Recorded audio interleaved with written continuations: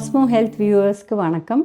இன்றைக்கி நம்ம chapati and wait லாஸை பற்றி பார்க்க போகிறோம். இப்போ வெயிட் லாஸ் அப்படின்னு சொன்னாலே சப்பாத்தி தான் சொல்கிறாங்க.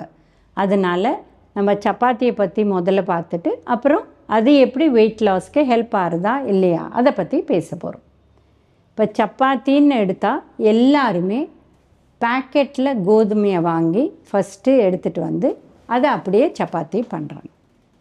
இப்போது நீங்கள் கோதுமையை கோதுமையாக வாங்கிட்டு அதை அரைச்சிட்டு சலிக்காத நீங்கள் சப்பாத்தி பண்ணுங்கள். அண்ட் இந்த மாதிரி பேக்கெட்டில் வாங்கின மாவில் சப்பாத்தி பண்ணுங்கள். இது என்ன ஆகும்னா, இந்த நம்ம அரைச்சி பண்ணுற அந்த மாவு அதில் வர சப்பாத்தி கொஞ்சம் ஹார்டாக தான் இருக்கும். வேற இந்த பேக்கெட்லேருந்து வர மாவில் பண்ணுற சப்பாத்தி சாஃப்டாக இருக்கும். அதனால தான் எல்லாருக்கும் பிடிச்சிருக்கு அப்படின்னு சொல்லுவாங்க. பட் என்ன மிஸ் ஆகுது? நார் சத்து குறையுது. ஸோ நார் சத்து குறைய என்ன ஆகுதுன்னா, ஒரு மெயின் பெனிஃபிட் நம்மளுக்கு குறைஞ்சிடுது. ஒன்று பார்த்திங்கன்னா, நம்மளுக்கு இந்த சப்பாத்தி சாப்பிட்றச்சே 2-3க்கு மேலே சாப்பிடவே முடியாது. நார் சத்து ஃபுல்லாக அந்த கோதுமையில் இருக்கிறது அந்த மாவில் இருந்தால். அந்த மாவை நம்ம பேக்கெட்லேருந்து எடுக்கிறச்சே அவங்க கட்டாயம் அதில் கொஞ்சம் நார் சத்து குறைச்சி தான் ஆனும். ஏன்னா அதில் ஒரு எக்ஸ்பைரி டேட் போடுறாங்க. அது நிறைய நார் சத்து இருந்தால் பூச்சி வரக்கூடிய வாய்ப்பு இருக்குது. அதனால் அவங்க எடுத்து தான் ஆனும். அதை பற்றி நம்ம ஒன்றும் சொல்ல முடியாது.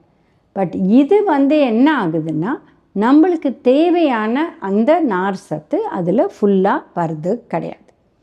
இப்போ சப்பாத்தியை பொறுத்தவரையிலும் வெறும் இந்த மாதிரி நம்ம அரைச்ச மாவில் கொஞ்சம் வார்ம் வாட்டர், அதாவது சுடு தண்ணி போட்டு கொஞ்சமாக உப்பு போட்டு, சில பேர் உப்பு போடாத கூட சப்பாத்தி பண்ணுவாங்க. ஏன்னா கூட தொட்டுக்கிறது எல்லாத்துலேயுமே உப்பு இருக்குது. அதனால் சப்பாத்தி மாவில் உப்பு போடுறதில்ல. வேணா கொஞ்சமாக உப்பு போட்டுக்கோங்க. இதை நல்லா பிசைஞ்சிட்டு இதில் எண்ணெயே போட வேண்டாம்.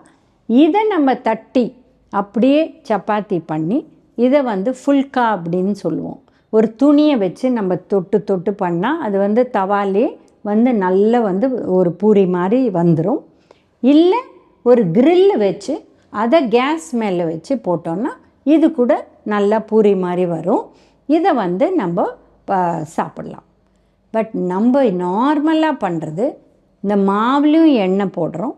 அப்புறம் அந்த சப்பாத்தியை திரட்டிட்டு திருப்பி தவாவில் எண்ணெய் போட்டு சேரும். ஸோ இப்போ வெயிட் லாஸ்க்கு நம்ம சப்பாத்தின்னு சொல்கிறது எண்ணெயை குறைக்கணும். ஸோ ஃபுல்காவாக பண்ணுறது தான் பெஸ்ட்டு. இப்போ ஃபுல்காவை பொறுத்தவரையிலும் இப்போ மதியம் எடுத்துகிட்டு போகிறீங்கன்னா அது கூட தொட்டுக்கிறத நீங்கள் தால் மாதிரி கொஞ்சம் லிக்விடாக எடுத்துட்டா தாராளமாக சாப்பிட்லாம். டெஃபினட்டாக அது எண்ணெய் போட்ட சப்பாத்தியை விட கொஞ்சம் ஹார்டாக தான் இருக்கும். பட் அதுதான் ஹெல்த்தி. இப்போ மெயினாக வெயிட் லாஸ்க்கு ஏன் சப்பாத்தி சொல்கிறாங்க? இப்போ நீங்கள் 1960s பார்த்தீங்கன்னா டயபெட்டிஸ்க்கு நார்த்தில் என்ன சொன்னாங்கன்னா, நீங்கள் ரைஸ் சாப்பிடுங்க. சவுத்தில் என்ன சொன்னாங்கன்னா, நீங்கள் சப்பாத்தி சாப்பிடுங்க. ஸோ பேசிக்காக நம்ம ரைஸ் ஈட்டர்ஸ். ஸோ நம்மளை சப்பாத்தி சாப்பிடுன்னு சொன்னால் நிறைய பேர் சூடுன்னு சொல்லுவாங்க. இல்லை செய்ய முறை எங்களுக்கு ரொம்ப கஷ்டம் அப்படின்னு சொல்லுவாங்க. வேறஸ் நீங்கள் நார்த்தில் போனால் ஒரு சின்ன குழந்தை கூட, ஒரு 10 வயசு குழந்தை கூட சப்பாத்தி பண்ணும். ஸோ இது நம்ம பழக்கத்தை பொறுத்து தான் இருக்குது. பட் மெயினாக பார்த்திங்கன்னா சப்பாத்தி எண்ணெய் முடியும். இப்போ 2 சப்பாத்தின்னா 2 சப்பாத்தி சாப்பிட்லாம். இதே ரைஸை எண்ணெய் முடியாது. நம்ம கப்பில் மெஷர் பண்ணி போட்டு சாப்பிட்றதில்ல. ஸோ நம்ம சாப்பிட்றதே நம்ம போட்டு சாப்பிட்டுட்டே இருக்கோம். எவ்வளோ சாப்பிட்றோன்னு கூட நம்மளுக்கு தெரியாது. இப்போ சில பேஷண்ட்ஸ்லாம் நாங்கள் கேட்குறோம், நீங்கள் எவ்வளோ ரைஸ் லஞ்சுக்கு எடுத்துப்பீங்கன்னா, அம்மா அளவெல்லாம் தெரியாது, பசிக்கிற வரலும் சாப்பிடுவோம் அப்படின்னு சொல்லுவாங்க. அது கரெக்டான கருத்து தான். ஏன்னா ரைஸை நம்ம மெஷர் பண்ணி சாப்பிட்றதில்ல. ஸோ நம்ம வெயிட் லாஸ் அப்படின்னு சொல்கிறது டோட்டல் கேலரி குறைக்க நம்மளுக்கு இது பெனிஃபிட் இருக்குது. ஸோ அதனால் சப்பாத்தியாக இருந்தால் 2 அப்படின்னு சொன்னால் நம்ம ஈஸியாக கால்குலேட் பண்ண முடியும். இதை தவிர எப்படி சொல்கிறோன்னா, 1 கப்பு 200 ml ஃபுல்லாக நீங்கள் கோதுமாவை எடுத்து நீங்கள் செஞ்சால் அதில் 5 சப்பாத்தி பண்ணணும் அப்படின்னு சொல்கிறோம். ஸோ இந்த மாதிரி நம்ம மெஷர்மெண்ட் கொடுத்து அவங்களுக்கு இந்த மாதிரி நீங்கள் சாப்பிட்ணுன்னு சொன்னால் டெஃபினட்டாக அவங்களுக்கு இது புரியும். இப்போ கேலரின்னு பார்த்தீங்கன்னா ரைஸாக இருக்கட்டும் கோதுமையாக இருக்கட்டும் ரெண்டுமே அந்த 345 கேலரி தான். பட் ரைஸில் நம்ம வந்து ஃபுல்லாக வந்து இந்த தோலை எடுத்துடுறோம். ஸோ இந்த ஃபைபர் கீழே போனதுனால நம்மளுக்கு வந்து நிறைய சாப்பிட முடியும். இதே கோதுமை நம்ம வந்து அந்த நார் சத்தோடு சாப்பிட்றதுனால நம்ம கம்மி தான் சாப்பிட முடியும். ஏன்னா அந்த நார் சத்து வயிற்றை அடைச்சிடும். இப்போ ரைஸை ஃபுல்லாக பாலிஷ் பண்ணிட்டு சாப்பிட்றதுனால அதில் இருக்கிற புரத சத்து, இருக்கிற நல்ல கொழுப்பு சத்து, இது எல்லாமே வெளியில் போயிடுது அந்த பாலிஷிங்கில். இந்த நல்ல கொழுப்பு சத்துலேருந்து தான் நம்ம ரைஸ் பிரான் ஆயில் பண்ணுறோம். புரியுதுங்களா? ஸோ பட் கோதுமையை முழுமையாக வச்சு நம்ம யூஸ் பண்ணுறதுனால அதில் ப்ரோட்டீனும் இருக்குது, நல்ல கொழுப்பு சத்தும் இருக்குது, நார் சத்தும் இருக்குது. இது மூணும் இருக்கிறதுனால இது வந்து வயரை ஈஸியாக ரொப்பிடும். ஸோ இந்த மாதிரி பெனிஃபிட்ஸ் இருக்கிறதுனால தான் சப்பாத்தி நல்லது அப்படிங்கிறது வந்தது. பட் எல்லாருக்கும் இது ஒத்துக்குமா? எல்லாருக்கும் டெய்லி சப்பாத்தி சாப்பிட முடியுமா சவுத்தில்? இதெல்லாம் பெரிய கொஸ்டின் மார்க். ஏன்னா ஒருத்தர் சாப்பிட்ற விதத்தை நம்ம மாற்ற கிட்டத்தட்ட 2 ஜெனரேஷன்ஸ் ஆகுமா. அதனால்தான் பார்த்திங்கன்னா எங்கே இந்தியன்ஸ் இருக்காங்களோ நம்ம இந்தியன் சாப்பாடெல்லாம் போகுது. அதனால நம்ம 2 ஜென்ரேஷன்ஸ் ஆகும் ஏதாவது நம்ம உணவை மாற்றுறதுக்கு. ஸோ யாராவது ரைஸ் ஈட்டர்ஸ் தான்னா நீ சப்பாத்தி தினம் சாப்பிடுன்னா இது கஷ்டம். அதுக்கு பதில் அவங்களுக்கு ரைஸை மெஷர்மெண்ட் கொடுத்து அதை எந்த அளவு சாப்பிட்லான்னு சொன்னால் ரைஸில் கூட வெயிட் குறைக்கலாம். ஏன்னா கேலரி வைஸ் பார்த்தா ரெண்டுமே ஒன்று தான். பட் நார் சத்து குறைவு, புரத சத்து குறைவு, கொழுப்பு சத்து குறைவு, இது மூணுமே நம்ம உணவு மூலமாக. இப்போ ரைஸ் சாப்பிட்டா கூட நிறைய பருப்பு, நிறைய சாம்பார், ஸ்ப்ரவுட், சுண்டல் அந்த மாதிரி போட்டு, இல்லை எக்கு அந்த மாதிரி சாப்பிட்டுட்டு ப்ரோட்டீனும் வந்துடும்.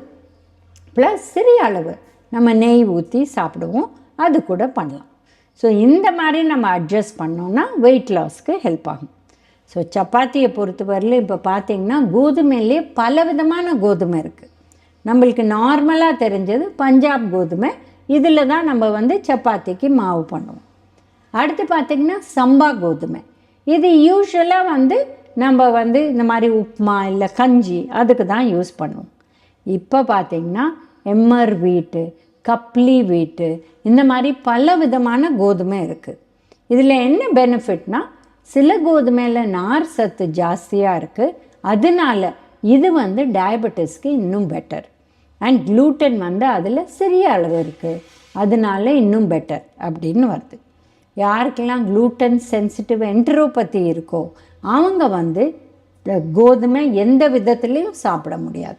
கோதுமையும் சாப்பிட முடியாது, மைதாவும் சாப்பிட முடியாது, ரவையும் சாப்பிட முடியாது. ஏன்னா மூணுமே கோதுமையிலேருந்து தான் செய்கிறோம். அதே மாதிரி சேமியா, இது 4 விஷயமே கோதுமையிலேருந்து தான் செய்கிறோம். அதனால 4மே சாப்பிட முடியாது. ஸோ அதனால் வெயிட் லாஸ்க்கு சப்பாத்தி தான் அப்படின்னு அவசியம் இல்லை. பட் சப்பாத்தியும் யூஸ் பண்ணலாம். பட் அது செய்யும் முறையை ரொம்ப முக்கியம்.